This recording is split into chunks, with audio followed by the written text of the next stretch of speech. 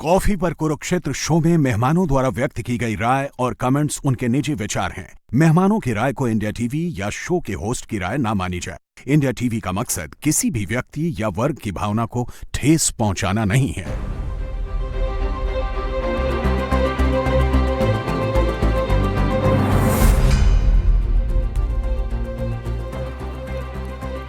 नमस्कार, आप देख रहे हैं इंडिया टीवी में हूं पिनास त्यागी। सवाल आज पूरी दुनिया में एक ही उठ रहा है कि भाई दुनिया में चल क्या रहा है। क्या दुनिया में एक बार फिर से तेल का खेल इस स्तर तक शुरू हो गया है कि युद्ध से भी गुरेज नहीं है? क्योंकि बीती रात उत्तरी अटलांटिक के समंदर में जो कुछ हुआ, जैसे हुआ, उसने सवाल खड़ा कर दिया कि भाई वर्ल्ड वॉर 3 का ट्रिगर तो नहीं दब गया।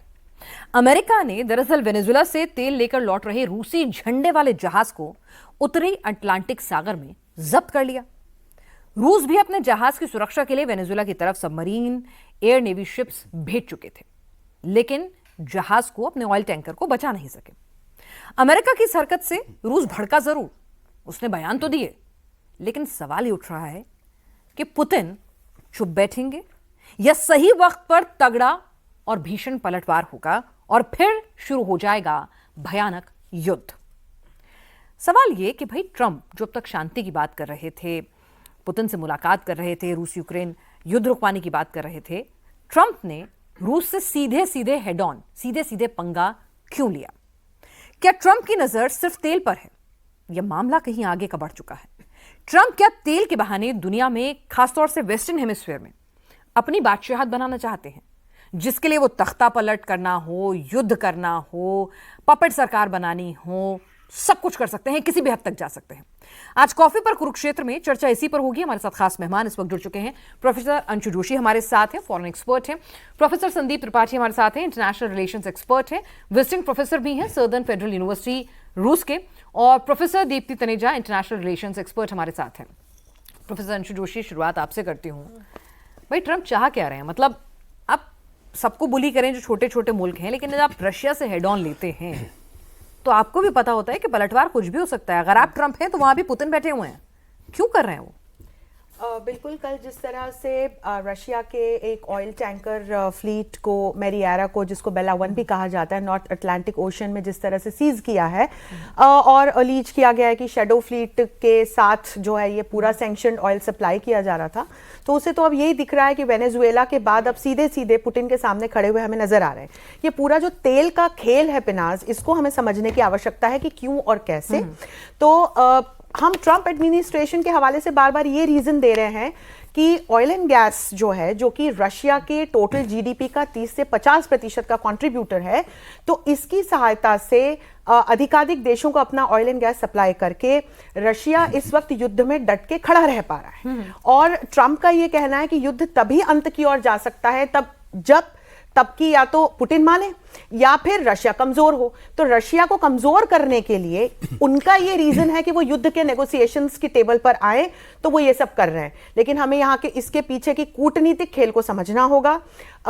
धीरे धीरे हम देख रहे हैं कि यूनाइटेड स्टेट्स ऑफ अमेरिका कैसे ऑयल एंड गैस के क्षेत्र में दूसरे प्लेयर्स को पछाड़कर, विशेषकर रशिया को पछाड़कर, अपनी एक हेजेमोनी स्थापित करना चाहता है। आप यूरोप के मार्केट्स में देखिए, धीरे धीरे हमने पिछले 3 वर्षों में कितना बड़ा अंतर आते हुए देखा कि वहां पे जो ऑयल एंड गैस का और पूरा जो सप्लाई है वो अब लगभग 56% शेयर जो है वो अमेरिका का हो गया है और 15% तक ही शेयर जो है वो रशिया का रह गया। पहले स्थितियां उल्टी थी। और अब एक तरफ ट्रंप क्या कर रहे हैं? प्यूनिटिव मेजर्स लगा रहे हैं इनडायरेक्टली रशिया की ऑयल एंड गैस कंपनीज पे। डायरेक्ट सैंक्शंस लगा रहे हैं उन देशों पे जो रूस से तेल और गैस खरीद रहे हैं, जैसे कि भारत। इसके अलावा मैरीटाइम क्लैशेस में भी आ जा रहे हैं, जो कि कल हमने देखा। और इसके अलावा आप देखिए कि यूरोप के जो देश हैं वो रशिया से ऑयल एंड गैस ना खरीदें, तो इसकी वजह से बहुत बड़ा ग्लोबल डिप्लोमेसी में भी हम शिफ्ट आते हुए देख रहे हैं। रशिया के जो पहले ऑयल एंड गैस के खरीदार यूरोप के थे, वो अब एशिया के हो गए। तो आप जब 3 मेजर ऐसे प्लेयर्स को देखते हैं जो अब रूस से तेल और गैस खरीदते हैं, तो वो हैं चीन, भारत और तुर्की। तो एक बड़ा कूटनीतिक परिवर्तन भी हम वैश्विक राजनीति के परिदृश्य पे आते हुए देख रहे हैं। पर जो मुझे कारण समझ में आता है, ट्रंप तेल और गैस की, अर्थव्यवस्था की, डॉलर की और शक्ति की जो पुरानी हम अवधारणा से चलते हैं, उसकी एक बार फिर अमेरिका की हेजेमोनी पूरे विश्व पे स्थापित करना चाहते हैं। और इसीलिए वेनेजुएला जैसे देशों के साथ सीधे सीधे क्लैशेस में जा रहे हैं, वहां के ऑयल एंड गैस रिजर्व्स पर अपना कब्जा जमा रहे हैं, और दूसरी तरफ ऐसे रशिया के साथ हेड ऑन लेकर के पुतिन के सामने आकर के खड़े हो रहे हैं। तो लेकिन ये प्रोफेसर क्या चल क्या रहा है, मतलब संदीप प्रोफेसर, कि यहाँ पे आप देखिए कि भाई मेरे हिसाब से चलो, नहीं तो मैं तुम्हारा टैंकर कब्जा लूंगा, ठीक है, हेड ऑन ले लूंगा, उसके बाद वेनेजुएला में तख्ता पलट करवा दूंगा, राष्ट्रपति को घुस के किडनैप करा लूंगा रातों रात, मतलब कोई टीवी सीरियल चल रहा है ऐसा उन्होंने कहा। फिर उसके बाद कोलंबिया को, ग्रीनलैंड को, मैक्सिको को, सबको धमकाऊंगा, और खुलेआम धमकाऊंगा, कोई शर्म नहीं है। तो मतलब what's there in Trump's mind, मतलब क्या करना क्या है, कि भाई विस्तारवादी सोच रखनी है, तेल पर कब्जा जमाना है, कुछ इंटेंशंस क्या है, सिर्फ तेल या उससे ज्यादा? देखिए, जब हम ट्रंप पर बात करते हैं तो मुझे लगता है कि जनवरी 2025 का जो टाइम था, आने के पहले और आने के बाद ट्रंप ने ग्लोबल जियो पॉलिटिक्स को, डिप्लोमेसी को बता दिया था पहले ही कि मेरा रुख ये है, मेरा रुख होगा अमेरिका फर्स्ट, मेरा रुख होगा इकोनॉमिक वॉरफेयर, मेरे लिए जो सो कॉल्ड नेटो यूनिटी थी, सिक्योरिटी अलायंस था, वो मतलब नहीं रखता है, मेरे लिए ईयू की जो यूरोपियन यूनियन की जो यूनिटी थी वो माने नहीं रखेगा। अमेरिका फर्स्ट जब बात कर रहा था तो दुनिया थोड़ा सा क्या थी, डिप्लोमेसी का जो एक मानवीय चेहरा था उस पर विश्वास करती थी। लेकिन जैसे जैसे वो अपने फॉर्म में आते गए और उन्होंने उसको पूरी तरीके से अमेरिका का जो एक रियल फेस सामने लाया। देखिए, मैं पर्सनली सरप्राइज नहीं हूं यदि आज वेनेजुएला पर वो किडनैपिंग किया ट्रंप ने मदुरो की, तो ये नई बात नहीं है, ये समझना होगा हमें, और ये इतनी भी पुरानी बात भी नहीं है। आप 2000 के बाद से देख लीजिए तो इराक हमारे सामने है। नहीं, वहां पर आप अलग तरीके से मास डिस्ट्रक्शन के वेपन जी, जी, जी, जी, आप लड़ाई लड़ते हैं, टाइम लेते हैं, ऐसे थोड़ी है किसी के राष्ट्रपति भवन में घुसते हैं, किडनैप करते हैं, उसका पूरी नुमाइश लगाते हैं, वैन खोल के मतलब न्यूयॉर्क की सड़कों पे दौड़ाते हैं, मतलब क्या कर रहे हैं? नहीं, यही ट्रंप की पॉलिटिक्स। आप समझिए, जब हमारा ऑपरेशन सिंदूर चल रहा था तो दुनिया का कौन सा ऐसा मुल्क का राष्ट्रपति होगा जो खुल के ये बोलेगा कि मैंने जो युद्ध को रुकवाया। अभी कल का स्टेटमेंट आप देखिए कि उन्होंने हमारे आदरणीय प्रधानमंत्री जी को क्या बोला। वो एक ऐसा इंसान है जो डिप्लोमेसी को रिडिफाइन किया है, एक ओपन जो कह सकते हैं, जिसकी कोई भाषा नहीं होगी, जिसकी कोई मर्यादा नहीं होगी, और जिसमें सिर्फ एक ही भाषा होगी। उन्होंने खुद कहा है अपने दिसंबर नेशनल सिक्योरिटी स्ट्रेटजी में, strength is the best deterrent. यदि हमें अभी नहीं समझ में आ रहा है तो मुझे लगता है कि अभी हम ट्रंप को नहीं समझ पा रहे। ट्रंप ने कहा है कि जो वेस्टर्न हेमिस्फीयर है वो डोमिनेंस अमेरिका का होगा, इसीलिए ग्रीनलैंड से लेकर अलास्का से लेकर पनामा तक, कनाडा तक, ये पूरा जो बेल्ट है वहां पर कोई नहीं आ सकता है। तो क्या हम एक बार फिर से वो जो उपनिवेशवाद के दौर में लौट रहे हैं? मतलब कि भाई लौट नहीं रहे हैं, आ चुके हैं पूरी तरीके से। मतलब रूस का मन करेगा वो यूक्रेन को बिना नाटो में शामिल हुए कब्जा लेगा, ठीक है। अमेरिका का मन करेगा तो वो अपने में ग्रीनलैंड मिला लेगा। करेगा अमेरिका का, देखिए उसने खुला बोल दिया है कि जो मन करेगा वही करेगा। अब जिसमें यदि ताकत है, मैं हमेशा कहता हूं कि अंतरराष्ट्रीय राजनीति में मोरालिटी डजंट एग्जिस्ट, और जिसको मोरालिटी पर भी भरोसा हो तो वो सतर्क हो जाए। उसको जिस पर उसको भरोसा हो, उसकी भरोसा एक ही शक्ति, उसकी एक ही भाषा है कि अमेरिका फर्स्ट। अमेरिका फर्स्ट में नहीं, ट्रंप फर्स्ट। और ट्रंप फर्स्ट में कौन है? ट्रंप फर्स्ट में वहां पर आते हैं उसके जो कॉर्पोरेट फ्रेंड्स हैं, ठीक है ना। वो मिनरल्स के लिए ग्रीनलैंड पहुंच जाता है। ग्रीनलैंड, डेनमार्क कहता है कि भाई मैं फाउंडिंग मेंबर हूं, मुझे तो बचा दो। वो कहता है मैं इस पर I don't care, I don't bothered about your founding member at all. तो देखिए, ट्रंप को समझना पड़ेगा। जिस दिन हम ट्रंप को समझाएं, और हम आप इसलिए डिस्कशन कर रहे हैं क्योंकि हमें अभी डिप्लोमेसी का एक मानवीय चेहरा सामने, कि यहाँ पर डायलॉग है, यहाँ पर डिप्लोमेसी होगी, यहाँ पर मिलिट्री अलायंसेस है, यहाँ पर यूएनओ में। एक सिंपल एग्जांपल देता हूं। डिप्लोमेसी की जरूरत क्या है ना सर, जरूरत किस लिए होती थी कि भाई नहीं तो बंदूक लेके सब निकल पड़े टैंक लेके। डिप्लोमेसी अगर एग्जिस्ट करती है तो इसीलिए होती है कि भाई जो काम बंदूक से नहीं करना है तो इसीलिए बातचीत से कर लो, नौबत फिर बंदूक तक आने दो। भाई तो बंदूक ही लेके खड़े हुए हैं। एग्जैक्टली, उसने यही कहा है। और इसीलिए मैं कहता हूं कि आज मैं कल डीटी न्यूज में बोल रहा था कि इस समय यूनाइटेड नेशंस ऑर्गेनाइजेशन की आवश्यकता नहीं है क्योंकि वो डेड हो चुका है।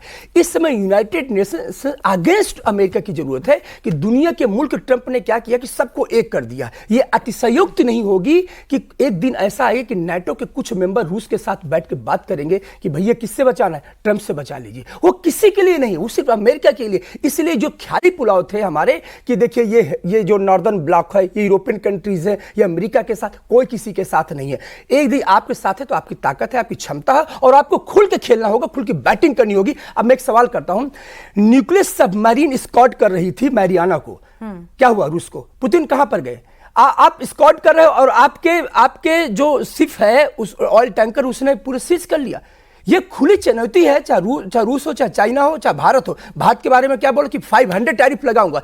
इस भाषा को यदि हम नहीं अभी तक समझ पा रहे हो तो मुझे लगता है हम पुतिन की डेफिनेशन को अभी, सॉरी, ट्रंप की भाषा को, ट्रंप की डेफिनेशन को नहीं समझ पा रहे। हमें खुलकर उतने ही खुल के ट्रंप से खेलना पड़ेगा। ट्रंप के लिए कोई डिप्लोमेसी नहीं है। चलिए, ट्रंप के लिए कोई डिप्लोमेसी नहीं, ट्रंप चाह क्या रहे हैं, लेकिन पुतिन साहब क्या कर रहे हैं? प्रोफेसर दीप्ति, पुतिन साहब क्या चाह रहे हैं? क्योंकि आप देखिए ना कि भाई उन्होंने रूस यूक्रेन युद्ध में पूरी दुनिया उनके अगेंस्ट चली गई, सैंक्शंस लग गए, क्रिटिसिज्म हो गया, वॉर क्रिमिनल डिक्लेयर हो गया, उनकी गिरफ्तारी की बातें हो गई, सब कुछ हो गया। एक तरह से एक आदमी अलग थलग हो गया पूरी दुनिया में। उस आदमी को आप सीधे सीधे चैलेंज करते हैं, उसकी ताकत को चैलेंज करते हैं, क्योंकि उसकी सबमरीन वहां मौजूद थी, उसके नेवल शिप्स वहां मौजूद थे, और आप अमेरिका को लिटरली बिना किसी विरोध के केक वॉक दे देते हैं। कोई छोटा मुल्क नहीं है, रशिया है वो। बेनाज, जैसे आप पहले भी अभी कह रहे थे, आपने अपने स्टार्टिंग स्टेटमेंट्स में कहा कि क्या वो बड़े आगे की किसी की वेट कर रहे हैं। जितना अभी तक हम पुतिन को समझ पाए हैं, जितना अभी तक वो वर्ल्ड वॉरफेयर में खेलते हैं, वर्ल्ड डिप्लोमेसी में खेलते हैं, वो एकदम सीधा, जैसे कहते हैं ना कि वोल्केनो इरप्ट्स, वो पूरे लावे की वेट करते हैं और वो एकदम आके इरप्ट करते हैं। ये जो कल हुआ है, ये समझने की बात ये भी है कि पुतिन क्या जवाब दे रहे हैं वो तो बहुत ज्यादा जरूरी है। पुतिन ने अभी साइलेंस स्टैंस रखा है, लेकिन you take it from me, ये साइलेंस बहुत दिन नहीं रहने वाला है। कब उमड़ेगा, कब भड़केगा, वो देखने वाली बात होगी। लेकिन सबसे जरूरी बात यह है कि जो एक ऑप्टिक्स चला रहे हैं, हम कह रहे हैं कि ट्रंप को समझना, मेक अमेरिका ग्रेट अगेन, क्या वहां पे कोई मैन्युफैक्चरिंग नहीं शुरू करे, यहाँ कुछ नहीं शुरू करे? मैं यहाँ ना एक छोटी सी थ्योरी में जाऊंगी पेनास। इसमें बहुत अहम भूमिका निभा रहे हैं जेडी वांस। जेडी वांस का अगर हम थोड़ा इतिहास में जाएं, थोड़ा हम इसको और स्टडी करें, तो जेडी वांस के बहुत ज्यादा सलाहकार, जिनको वो गुरु भी मानते हैं, वो रहे हैं वहां के एक अभी हैं वो जिंदा हैं, पीटर थाइल, और उनके एक जो गुरु रहे हैं वो रहे हैं रेने गरड। और रेने गरड ने आज से 100 साल पहले एक बात कर ली थी, एक इसको थ्योरी कहते हैं मिमेंटिक डिजायर्स। मिमेंटिक डिजायर्स ये होती हैं, मैं थोड़ा सा इसमें आपका वक्त लूंगी। इकोनॉमिक्स में कहते हैं कि unlimited wants but limited resources. तो भैया ये अनलिमिटेड वांट्स हैं और रिसोर्सेज लिमिटेड है, तो इसको पूरा कैसे करोगे? तो इसके लिए रेने गरड ने क्या बात करी कि भैया मिमेंटिक डिजायर्स में क्या करो कि जी तुम्हारी भी वांट है, तुम्हारी भी वांट है, तुम्हारी भी वांट है, तो मुझे गिल्ट ना आए, किसी को बना दो स्केपगोट। ये स्केपगोट की थ्योरी वो आज से 100 साल पहले बात कर चुके थे, जिनको गुरु मानते हैं जेडी वांस, और जेडी वांस पे बहुत रिलाई करते हैं ट्रंप। तो ये जो इस समय हो रहा है, वेनेजुएला हो गया, आपका भारत हो गया, अनफॉर्चुनेटली ये बिल्कुल एक स्केपगोट की तरह इस समय ट्रंप यूज कर रहा है। क्योंकि देखिए नवंबर में मिड टर्म इलेक्शंस आने वाले हैं। ऑलरेडी जब से ट्रंप के इलेक्शंस हुए हैं, 2 मेजर इलेक्शंस जो उसके बाद हुए हैं, एक आपका हुआ न्यूयॉर्क में जिसमें मेयर बन गए आपके मामदानी बन गए, और उसके बाद आपका हुआ जॉर्जिया और इधर जॉर्जिया और एक और कंट्री में भूल रही हूँ, सॉरी, वहां पे भी गवर्नर के इलेक्शन डेमोक्रेट्स के लोग जीते हैं। तो रिपब्लिकन्स को सीधा सीधा हार मिल रही है। और अब यहाँ नवंबर में जब मिड टर्म पोल्स होते हैं तो ट्रंप की अपनी एग्जिस्टेंस का, जो उन्होंने कल अपनी स्टेटमेंट भी बोला है, रिपब्लिकन्स को बोला है कि कहीं ऐसा ना हो कि मैं इंपीच हो जाऊं अगर तुम लोग हार जाओ तो इस समय क्यों ये स्केपगोट बन रहे हैं भारत और वेनेजुएला? स्केपगोट इसलिए, यहाँ पे ये थ्योरी इसलिए आके बैठती है कि उसको भैया अपने राइट विंग को खुश करना है। क्योंकि अगर आप डेमोग्राफिक पूरा पॉपुलेशन आंकड़ा देखें, अफ्रीका को वो कर नहीं सकता नाराज, क्योंकि 40 to 50% वोट वहां पे अमेरिका में ब्लैक्स के हैं। फिर आती है बात, सॉरी मैं ब्लैक्स वर्ड यूज कर रही हूं, बट वो अफ्रीकन ओरिजिन के हैं।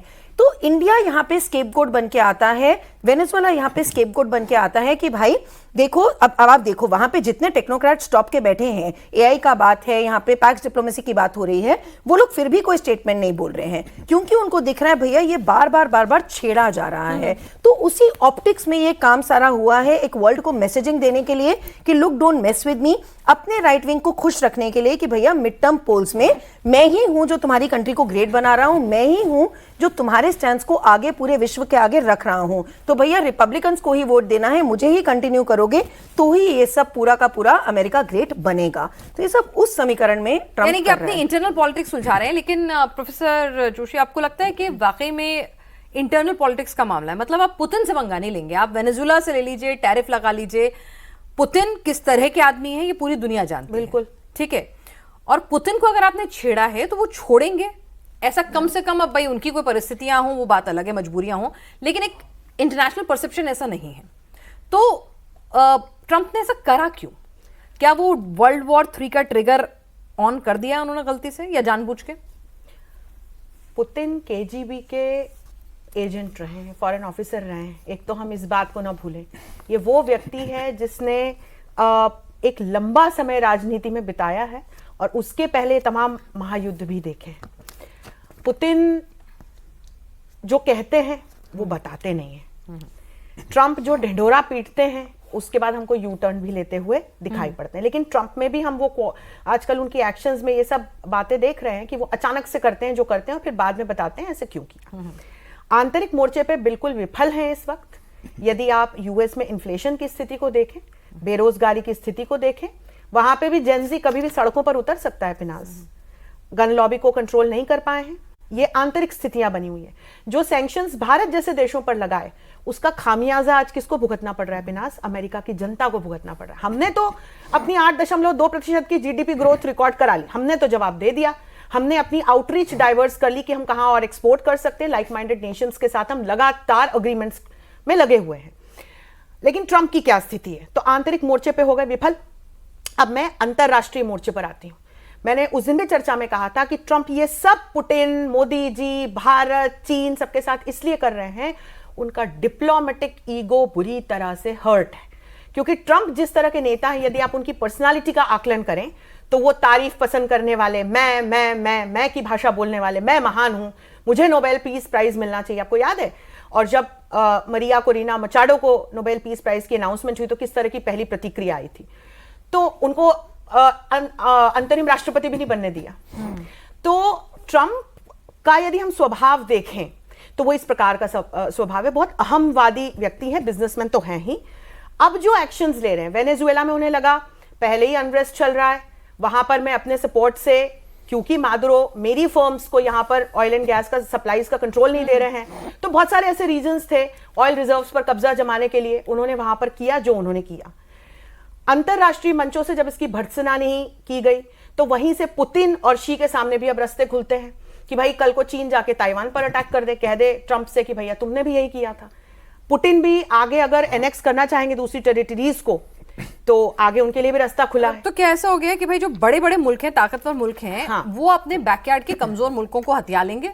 ठीक है, उपनिवेशवाद जो अलग तरह से था अलग होगा। हथियाने का मतलब ये नहीं कि आप अपनी टेरिटरी मिला लें, पपेट गवर्नमेंट बना दीजिए वहां पर अपनी। एक तरह से वो यही हो गया कि आप मेरी कॉलोनी हो, मेरे हिसाब से चलोगे। तो ट्रंप ने कहा ठीक है भाई ये वेस्टर्न हेमिस्फीयर मैं संभाल रहा हूँ। रशिया से कहा तुम यूक्रेन ला इससे संभाल लो। चीन भाई तुम अपना देख लेना, ताइवान जिसके पास ताकत है वो अपना अपना देख ले अपने बैकयार्ड में क्या चल रहा है। डायरेक्टली तो ये संभव नहीं है क्योंकि इन देशों की शत्रुता को और ये जो लीडर्स हैं इनका आपसी किस तरह का आपस में किस प्रकार के संबंध है ये भी हम अच्छे से जानते हैं। लेकिन इनडायरेक्टली जो हम आज की तारीख में होता हुआ देख रहे हैं, हर देश अपने नेशनल इंटरेस्ट्स को सर्वोपरि रखते हुए, वरना ऐसा क्यों हो रहा है कि वेनेजुएला में अमेरिका ने जो किया उसकी भर्त्सना के स्वर आपको विश्व में कहीं से भी खुल के आते हुए नहीं दिखाई पड़ रहे हैं। कोई एक्शन नहीं दिखाई पड़ रही। इंटरनेशनल लॉ को लेकर के कोई भी यूनाइटेड नेशंस जैसा मंच या कोई भी बड़े लीडर्स साथ में खड़े हुए नहीं दिखाई पड़ रहे हैं। उल्टा हम देख रहे हैं कि अब तो ग्रीनलैंड पर कब्जा करने की बात ट्रंप कर रहे हैं जो कि नाटो का मेंबर है। आपको डेनिश पीएम ने स्टेटमेंट दिया है कि तुम आके बताओ नाटो विल बी डेड। लेकिन नहीं आप देखिए ना कि मतलब आप पहले कोलंबिया को डराते हैं, उनके साथ जबानी जंग चलती है, फिर बुलाते हैं। मतलब सब जानते हैं कि बुलाएंगे व्हाइट हाउस के बाद निकलकर आदमी कैसे मिमियाता हुआ बाहर जाता है, तो ये सबने देखा है। हॉन्डुरस के राष्ट्रपति को क्षमादान दे ही दिया है। वही कह रही हूं हम चर्चा कर रहे थे कि यदि नार्को टेररिज्म वाकई में कारण है तो इन देशों पर पहले हमला करना चाहिए था अमेरिका को। मैं आपको पहले भी बोली थी पिनाज, में फिर बोल रही हूँ कि अफ्रीका के कुछ देश भी आगे ट्रंप के निशाने पर हो सकते हैं। वो है उनके मैप में। अगर हमने गुयाना की बात की थी, ब्राजील के कुछ एरियाज की हमने बात की थी कि वहां पर भी हुआ, एरिट्रिया हुआ, ये जो तमाम देश हैं, सोमालिया हुआ। और आप कारण समझिए, आंतरिक रूप से विफल हैं, वहां बहुत सारी आर्थिक चुनौतियां हैं आर्थिक रूप से, और एक युद्ध को इनडायरेक्टली अभी वो एड भी कर रहे हैं, 2 युद्धों को बल्कि कहूंगी, इजराइल हमास युद्ध में भी और उधर रशिया यूक्रेन युद्ध में भी। तो ट्रंप को इस समय नेचुरल रिसोर्सेस की, इस तरह के एक बड़े मार्केट शेयर की और अपनी आर्थिक सुरक्षा को सुनिश्चित करने की आवश्यकता है। साथ साथ विश्व को यह संदेश देने की भी आवश्यकता है कि अमेरिका आज भी सर्वशक्तिमान देश है, जो अमेरिका बचा नहीं है। ठीक है। अमेरिका इज अ डिक्लाइनिंग लेकिन पावर। अगर नहीं बचा है तो एक बिल्कुल अब थोड़ा कॉमन, ठीक है, ये हम सब बातें जो हैं मतलब बहुत ही इंटेलेक्चुअल डेप्थ लेवल की हम जो बातें कर रहे हैं, ठीक है, समझ में आ रही हैं सारी कूटनीति। लेकिन अगर बाहर बैठा एक आम आदमी जब ये सुनता है कि भाई ट्रंप ने ऐसे रात को उसकी नेवी सील जाते हैं, वहां पर जाके रशियन फ्लैग वाले टैंक जो है अपने कब्जे में ले लेते हैं, रूस की सबमरीन भी होती है, उनके जहाज भी होते हैं, लेकिन भाई वो कुछ नहीं करते। लगभग अब 24 घंटे हो जाएंगे थोड़ी देर में, पर अभी तक कोई, प्रोफेसर त्रिपाठी, अभी तक कोई ऐसा strong stern reaction in action Putin की तरफ से नहीं आया है। तो ही सोचेंगे भाई रशिया में ताकत नहीं बची है, दमखम नहीं बचा है ट्रंप को जवाब देने का, उसने भी सरेंडर कर दिया है, कोई डील हो गई है, मतलब चल क्या रहा है? मतलब ये साइलेंस जो है वो अपने आप में कई सवाल खड़े कर रहा है। देखिए, नहीं, ये हम ये नहीं कह सकते कि साइलेंस है, थोड़ा सा देखना होगा कि टाइमिंग कैसी है। आप देख रहे हो कि रशिया कंटिन्यूसली यूक्रेन में जो इन्वॉल्व है, लड़ रहा है, उसकी जो लड़ाई लड़ रहा है, तो और ये अमेरिका चाहता था कि कुछ डाइवर्ट करें हम। तो पहले वेनेजुएला आया, और जब वेनेजुएला आया तो देखिए एक तरफ से एक सुर में एक आवाज़ आने लगी कि रशिया और चाइना का इंटरेस्ट है वेनेजुएला में, ये क्यों नहीं आ रहे हैं। फिर वहाँ जब तक पुतिन प्रवोक नहीं हो रहे थे तो फिर ट्रंप को लगा कि अच्छा अभी थोड़ा सा कुछ और मैं आगे स्टेप लेता हूँ। फिर इसके बाद जो कल हुआ मेरियाना पर, जैसे उसने सीज किया, अब सवाल उठता है, जैसे आपने सवाल किया कि आखिर साइलेंस क्या है। मुझे लगता है कि पुतिन, देखिए 1990 के बाद से बहुत से तूफान, बहुत से अपहीबल्स, उठापटक उन्होंने देखा है। और पहले दिन जिस दिन वेनेजुएला पर हुआ था, मदुरो को किडनैप किया गया था, उसी दिन मैंने बोला था कि चाइना तो शांत रहेगा। क्यों? क्योंकि चाइना की मजबूरी ये है कि वो, चाइना की इकोनॉमी एक्सपोर्ट बेस्ड है। इवन यूरोपियन कंट्री के साथ भी चाइना के अच्छे संबंध है, वो नहीं चाहेगा कि किसी भी तरीके से फुल फ्लेज वॉर करे। तो चाइना तो नहीं बोलेगा, आज भी मैं कह रहा हूँ। नहीं, और उसे 2027 तक ताइवान को मिलाने के ख्वाब है, तो वो क्यों बोलेगा? नहीं, ख्वाब जो भी हो, अभी देखिए जिस फुटप्रिंट में फ्रंट लाइन में ट्रंप खेल रहे हैं, उस पर अभी चाइना नहीं और ना होगा भी, क्योंकि मैं बता कि उसकी इकोनॉमी है एक्सपोर्ट बेस्ड। यदि उसका पूरा BRI में ऑलरेडी लॉस में चल रहा है, ठीक है, एक्सपोर्ट में आप समझ लीजिए कि जर्मनी हो गए, फ्रांस हो गए, चाइना के साथ बात करते हैं। अभी इमैनुअल मैक्रोन चाइना गए थे, और इमैनुअल मैक्रोन एक तरफ तो फिर थोड़ा बहुत कहीं ना कहीं एक अपना सेंटीमेंट अमेरिका के साथ भी इन लोगों का भी जुड़ा ही हुआ है। तो ये जो केमिस्ट्री बनी हुई है जियोपॉलिटिक्स की, इसमें चाइना को अभी साइलेंट मानिए, बना रहेगा साइलेंट। लेकिन और चाइना को एक मैसेज भी था ट्रंप का। देखिए, एक ये समझना पड़ेगा, मैं हमेशा कहता आया हूं, फिर भी कह रहा हूं, ताकत की भाषा को ट्रंप दुनिया पर यह बताना चाहते हैं कि अब जो अंतर्राष्ट्रीय राजनीति होगी उसका फुल फ्लेज्ड जो है पावर डिफाइंड लैंग्वेज होगी। यदि अभी हमें नहीं समझ में आ रहा है कि पावर डिफाइंड लैंग्वेज नहीं होगी, तो मुझे लगता है अभी हम ट्रंप को अंडरएस्टिमेट कर रहे हैं। जिसकी लाठी, मतलब जिसे कहते हैं ना, जिसकी लाठी उसी की भैंस वाले, पुरानी पावर की तो उसमें आना, आपको अलायंस बनाना पड़ेगा। देखिए, बस सोल्यूशन है क्या? सोल्यूशन उसका क्या है? जैसे अभी आप कहना कि साइलेंस क्यों है पुतिन, एक सोल्यूशन यही है कि एक अलायंस बनाना पड़ेगा अमेरिका के खिलाफ, और वो अलायंस ऐसे बना ताकि जहां पर उसकी इकोनॉमी को हर्ट हो, इकोनॉमी को चोट पहुंचाई जाए, और वो अलायंस में मुझे लगता है कहीं ना कहीं भारत, रूस, ये कुछ देश ऐसे मिलेंगे, और टैक्टिकली कोई ना कोई पोजीशन लिया जाएगा, क्योंकि उसके हर कदम को भारत ने जवाब दिया है। प्रोफेसर दीप्ति, आपको क्या लगता है कि भाई अब जो हमारे शो का जो एक हिस्सा ये भी है कि भाई क्या हम एक वर्ल्ड वॉर 3 की तरफ भी अग्रसर हो सकते हैं? क्योंकि जरूरी नहीं है ना कि ठीक है आप टैक्टिक्स से चलें, अलायंस से चलें, जब सामने वाला डिप्लोमेसी की भाषा नहीं बोल रहा है, सामने वाला जब इस स्तर तक आ गया है कि वो सीधे सीधे कब्जा के आपके ऑयल टैंकर्स ले आएगा, जब्त कर लेगा, सीधा हेड ऑन लेगा, तो आपको भी अपनी मासेस को फेस करना है, आपको भी अपने दुनिया में प्रभुत्व साबित करना है। आपने इतने सारे ताकतवर हथियार जमा कर रखे हैं, किस लिए कर रखे हैं? अपनी इज्जत बचाने के लिए। पेनाज, देखो, मुझे वर्ल्ड वॉर 3 जो अब हम कहते हैं कि डिफरेंट टाइप की वॉर्स होती हैं, तो ये जो वॉर जो है, जो ग्राउंड पे लड़ी जाती है, जो ग्राउंड वाली वॉर तो वैसे अब हम खत्म होती देख चुके हैं, वो तो होती है अब एयर स्ट्राइक्स और नेवल से है, ग्राउंड वाली तो वॉर्स नहीं हो रही हैं। तो ये जो वर्ल्ड वॉर 3 है अपने आप में एक बहुत बड़ी बात है कहने वाली। जो नेक्स्ट वर्ल्ड वॉर अगर होगी भी, जब भी होगी, तो वो डेटा ड्रिवन वॉर होगी, वो इंटेलिजेंस ड्रिवन वॉर होगी, वो AI ड्रिवन वॉर होगी। वो ऐसे इधर उधर मिसाइल्स फेंकने वाली बात ये जो हो रही है, इस समय पावर गेम चल रही है, ये पावर ऑप्टिक्स चल रहे हैं। इफ यू आस्क मी, जैसे बात वो कर रही थी, मैंने भी पावर ऑप्टिक्स में पुतिन हार गए अभी? नहीं, बिल्कुल भी नहीं हारे। जैसे अभी अंशु मैम बात कर रही थी, और जो पहले मैं भी बोल रही थी कि ये जो अमेरिका की आंतरिक स्थिति चल रही है, वहां पे हम ना भूले $38.4 ट्रिलियन का डेट है, मतलब पूरी इकोनॉमीज खत्म हो जाती हैं जितना तो उसका डेट चल रहा है। तो वो इस समय पूरे वर्ल्ड को दिखाने की कोशिश कर रहा है, look, America is going to be great again, and America is great, and हम लोग अपना ये सारा, इसलिए वो सारा का सारा कब्जाने की बात कर रहा है, जहां पे उसको नेचुरल रिसोर्सेज दिख रहे हैं, जहां उसको गैस दिख रही है, जहां उसको ऑयल दिख रहा है। ग्रीनलैंड को इसीलिए कब्जाना, कनाडा को 51st स्टेट इसीलिए बनाना। और जो बात हो रही थी, जो केजीबी की मैम बात कर रही थी, वो शख्स करता जा रहा है और कोई उसको रोकेगा नहीं। उसी पे आ रही हूँ जो मैम बात कर रही थी कि देखिए वो केजीबी के बैकग्राउंड से आते हैं। तो पुतिन का हमेशा से ये रहा है और केजीबी का अपना ये रहा है कि वो तुरंत कभी भी हमला नहीं करेंगे। उन्होंने स्टेटमेंट देने में भी देखिए बहुत नपीतुली स्टेटमेंट दिए इस समय पुतिन ने। तो इस समय वो पूरा पहले समीकरण बिठाएंगे, वो हारने वाली गेम खेलते ही नहीं है। अगर आप रशिया का इतिहास उठा के देखें, अमेरिका ने आज तक कितनी वॉर जमीन पे लड़ी है या कितनी जीती है, लड़ी तो मतलब जीतनी तो बहुत दूर की बात है, लड़ी ही नहीं है।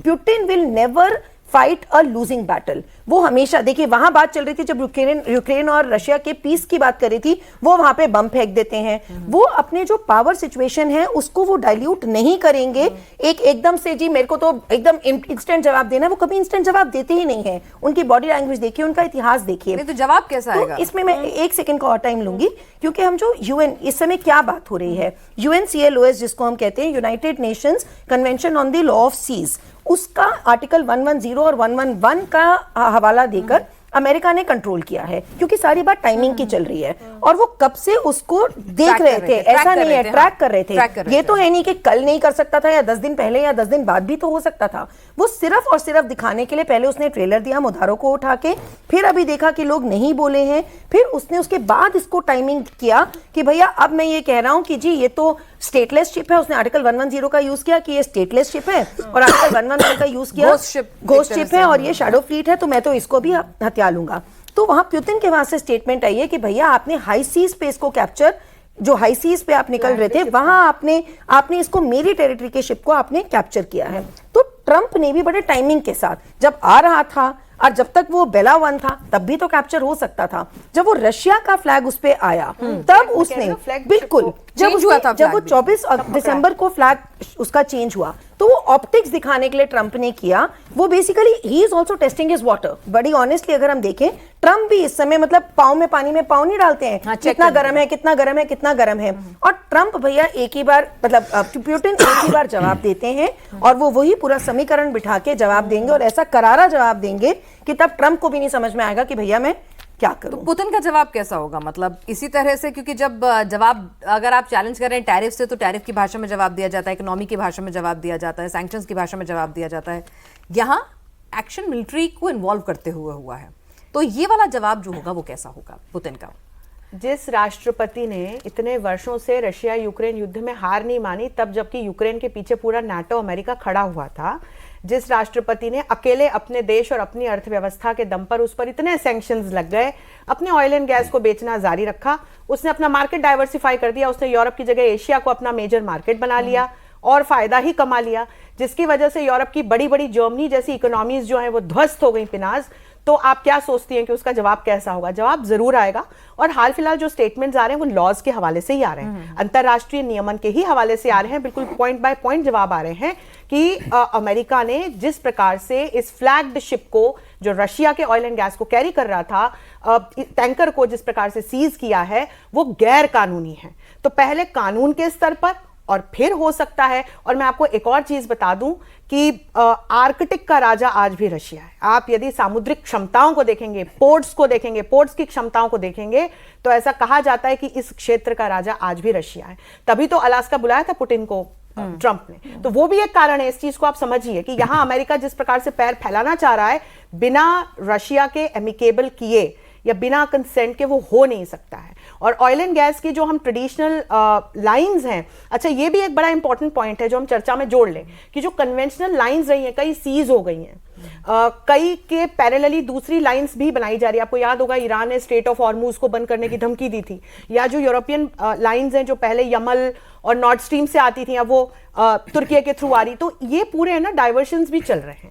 तो ये भी एक जियो स्ट्रेटेजिक कारण है जिसको हमको ध्यान में रखने की आवश्यकता है कि इस वक्त ट्रंप इस तरह की एक्शंस क्यों कर रहे हैं। पर वो देश जिसका कर्ज उसके जीडीपी के रेशो में 124% हो, तो वहां से हमको समझ में आता है कि ट्रंप के सामने क्या मजबूरियां। पुतिन का जवाब जरूर आएगा। पुतिन का जवाब जरूर आएगा। तो अब ठीक है, हाइपोथेटिकल सिनेरियो है, अगर जवाब आता है और भाई मिलिट्री जवाब आता है, तो फिर वेयर वी आर हेडिंग, क्योंकि इतने सारे फ्लैश पॉइंट्स तो अलग अलग खुले हुए हैं। और जैसे कि आपने भी कहा कि भाई हो सकता है कि कुछ न्यू अलाइनमेंट्स भी मिले, कि नाटो से भी कुछ हिस्सा टूट के कहे कि भाई रशिया के साथ जा रहे हैं, तो कुछ न्यू अलाइनमेंट भी देखने को मिले। तो क्या दिख रहा है आपको, अगर मैं फ्यूचर प्रेडिक्शन अगर मैं कहूँ कि? देखिए, मैं फ्यूचर को मैं ये देख पा रहा हूँ कि इस समय जो ट्रंप को मैंने हमेशा कहा, फिर से वही बात दोहरा रहा हूँ कि वो कॉन्फ़िगरेशन किया है, पूरी जो केमिस्ट्री है जियोपॉलिटिक्स को उसने चेंज किया है। और अभी हम लोग बात क्या करें कन्वेंशनल चीज़ों पर करें। मैं हमेशा कहता हूं कि ये वक्त आ गया है कि सब लोगों को अब थ्रेट ये है कि वो कहीं भी किसी को भी उठा सकता है। ये तो वैसे हुआ कि मैं रात में भेजा, उठा के ले आया और फिर डांस कराया। अपने अमेरिका में उसको माधुरी से डांस भी करा रहा है और कह रहा है कि देखो मेरी डांस की नकल कर रहे हैं, मैं ट्रंप जो डांस करते थे माधुरी वैसे करते थे, अच्छा चलो मेरे यहाँ। तो ये जो ह्यूमिलेशन है डिप्लोमेटिक कम्युनिटी को, इसलिए सारी कंट्री एक दहशत है सब में। आप देखिए कि ये जो सातों को सातों है यूरोपियन कंट्री, मैं यदि इसकी बात करूँ, फ्रेडरिक मर्ज की बात करूँ, स्टारमर की बात करूँ, इमैनुअल फ्रैंक की बात करूँ, ये सब लोग सोच रहे हैं कि हो क्या रहा है। एक्चुअली इनको कभी आशा नहीं थी कि ट्रंप इनके साथ ऐसे ट्वीट करेगा। अब रही बात पुतिन की, हम जैसे मैम भी अभी कह रहे थे कि पुतिन को थोड़ा सा ये प्रोवोकेशन है। पुतिन की फ्लैग को सीज करना, कैप्चर करना, ये पुतिन को प्रोवोक करना है। और हम ये जानते हैं कि बहुत वो प्रोवोक होते नहीं है। पुतिन प्रोवोक नहीं होते हैं। वो उन्होंने चेचन्या को वार को भी देखा, चेचन्या को कैसे क्रैक डाउन किया है उन्होंने 2000 से लेकर के, और याद रखिए कि 2004 से लेकर के 7 तक, 7 में पहला जोल्ट जो दिया पुतिन ने अमेरिका को दिया है। तो ये जो घाव अमेरिका को मिले पुतिन से, अभी थोड़ा सा वेट एंड वॉच करना पड़ेगा। मुझे लगता है कि यहां पर पुतिन डिप्लोमेटिकली सामने आएंगे। पहले एक अलायंस बनेगा, इंटरनली अलायंस बनेगा, फिर कहीं ना कहीं रिसोर्स के रूप में घेरा जाएगा। मैं नहीं मानता हूं कि आज तुरंत अटैक कर दिया जाएगा। ये पागलपन सिर्फ अभी ट्रंप में, क्योंकि अभी मैम बता रही थी कि इकोनॉमिक जो डेट है, वो डेट बचाने के लिए, अपनी छवि को बचाने के, दूसरा वो आदमी जब गोली खाकर चुनाव जीत सकता है। आप समझिए बात को। जब उनको गोली लगी थी ट्रंप को, तो लोग एक थ्योरी लगी थी कि इन्होंने मरवाया क्या स्वयं, तो पूरे कंट्री का चुनाव का माहौल बदल दिया था। तो वो मन कहां तक जाएगा, ट्रंप कहां तक जाएंगे कोई नहीं जानता, लेकिन ट्रंप जो है साम दाम दंड भेद हर रास्ता अख्तियार कर रहे हैं कि भाई पैसा कमाए तेल के जरिए, विस्तारवादी नीति के जरिए अपनी पपेट सरकार बनाए, कि सिर्फ ट्रंप का ही बोलबाला हो, क्योंकि घर में तो उन्हें बहुत नाराजगी झेलनी पड़ रही है हर फ्रंट पर। आप सभी कॉफी पर कुरुक्षेत्र में शामिल, आपको बहुत बहुत शुक्रिया।